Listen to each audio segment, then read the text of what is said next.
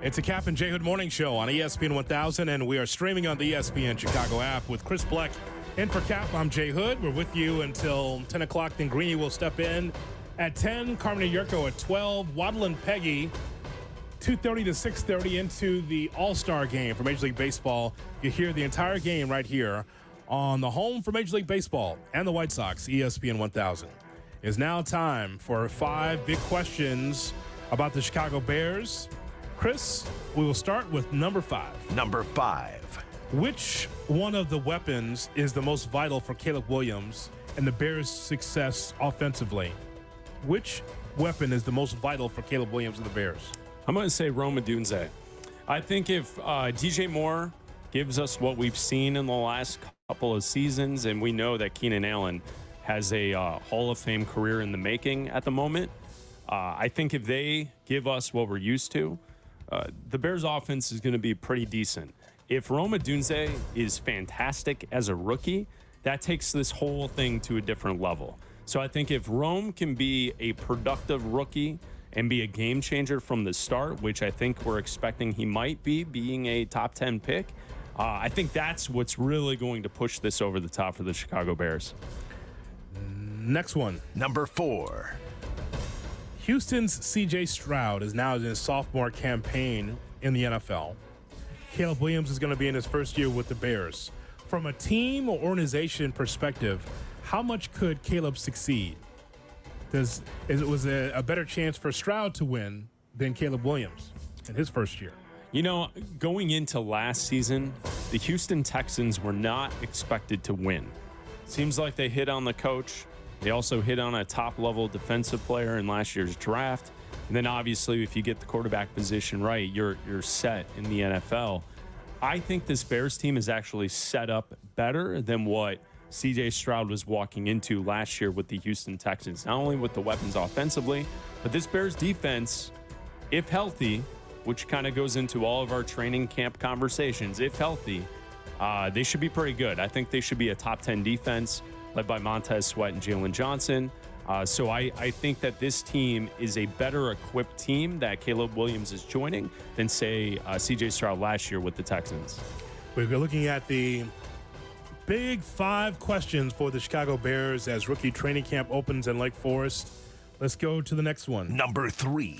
Number 3 is list the best rosters in the NFC North in order. Okay, this is easy for me. Last, Minnesota. 3rd would be Chicago. 2 would be Green Bay. Detroit's the best roster in the division. I think this division has a chance to be the best in the NFL. And therefore, even if I'm placing Lions and Packers ahead of the Bears, that doesn't mean that the Bears won't be good. I think all 3 teams will be good.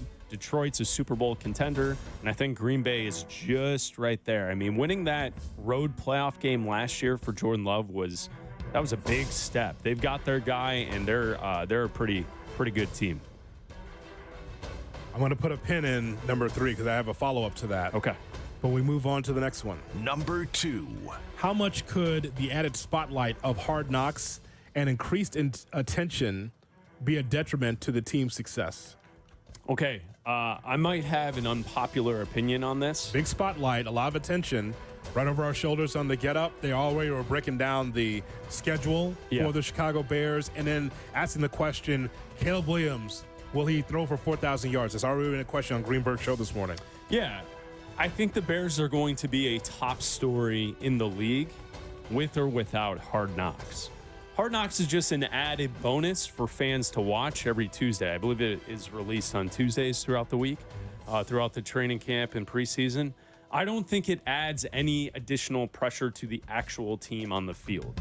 I think it's something that fans and sports talk radio hosts are talking a lot about, and I don't think it has any impact on the actual team and games on the field. So, yes, there's going to be a lot of attention and spotlight on this team with or without Hard Knocks. They're the biggest and most interesting story in the NFL right now. And so I think everyone's interested in it, whether it be HBO, NFL Network, ESPN. And like you said, Jonathan, this morning we've already seen ESPN television have multiple segments run on ESPN about Caleb Williams, the Chicago Bears, and what they can accomplish. So I think fans are really into the Hard Knocks. I don't think it really has anything to do with how they're going to play on the field. And lastly, Number 1. how important is this season for Coach Matt Eberflus? Extremely important. Dragon Slayer. They can't backslide. Let's go, man. You built momentum in November and December last season at the end of the year. The defense played for the coach. They won some football games. Right. It felt as if the offense was a little bit better. They'd be a playoff team last year. They weren't.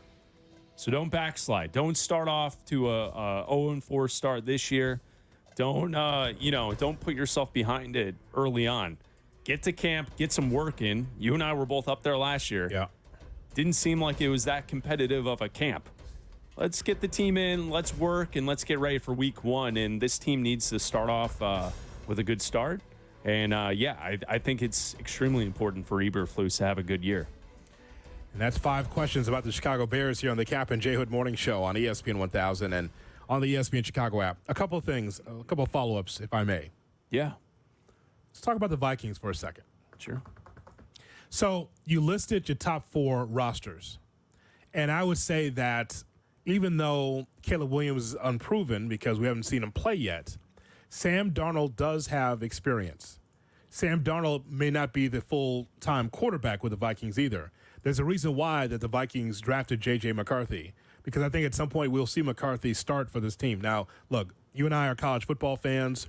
When people ask me about certain players in the draft, I say, well, I can only tell you through the college prism of all the investment that I have on Saturdays and tell you what it looks like on Saturdays. And J.J. McCarthy was held in a little box by Jim Harbaugh and just said, keep handing off the football. Keep handing it off. Keep handing it off. Nickel and dime it down the field. You had to make any big plays. And by the way, Michigan didn't have to. They didn't have to make a lot of big plays down the field. They were not a vertical offense on a regular basis.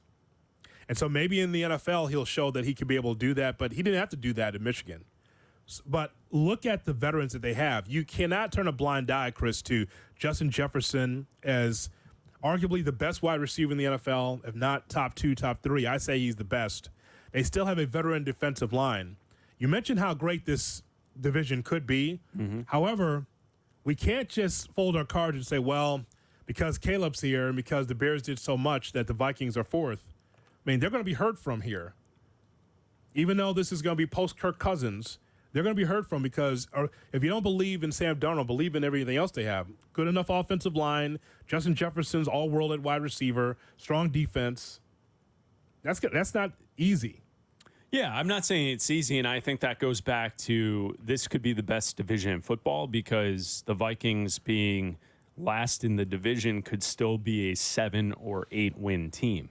And I don't see them being bottom of the league 3 or 4 wins. That's not how bad this team's going to be. They also added players in free agency like Aaron Jones, who, as Bears fans know, with Green Bay, tormented us. Just go back to last year, especially the opener. I mean, those screen passes, those killed the Bears in that game in the opener last year. Yeah, you're right. They have vets. The quarterback position is certainly the weakest, I think, in the division.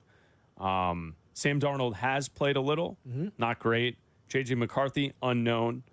It'll be interesting to see how that battle goes throughout camp or how long they claim that Darnold is the starter before they replace him with McCarthy. And then defensively, just, looking at what the Vikings kind of bring to the table, they're always able to get after the quarterback, but they've added some different pieces like Greenard, Jonathan Greenard, and, you have Harrison Phillips inside. They should be okay. I just don't think they're going to be better or more talented than the Bears. We're going to see. What we're talking about is one team that's been together. This is without Kirk Cousins now, but as far as the core, it's been together. So O'Connell, I think, is an up-and-coming young coach. Again, Sam Darnold aside, the team, I think, is going to be good. They are actually more tenured than the Bears are. All these new parts happening with the Bears. And I'm not trying to push the Bears aside. I'm just saying that the Vikings will be a threat. Yeah, it's going to be a good division, right? Like, if you get 4 teams that are all projected to be around 8 or 10 wins, that's going to be a really good division. You don't really have a sucker in the group. There's no one at the poker table who can't play. You'll know through 10 weeks, Chris. Yeah. Exactly where the Bears are. And the reason why I say 10 is because week 11, here comes the rest of the NFC North. You're just starting the NFC North on November 17th against Green Bay. Green Bay, Minnesota, Detroit come right at you. And that's why you have to get off to a fast start. Yeah. You cannot enter those divisional games towards the end of the season sub 500 behind it, right? Like, you need to build up a little buffer if you want to actually make the playoffs this season. Connor McKnight is coming up next as we talk MLB with him. Shot or no shot at 8 o'clock on the Cap and J Hood Morning Show.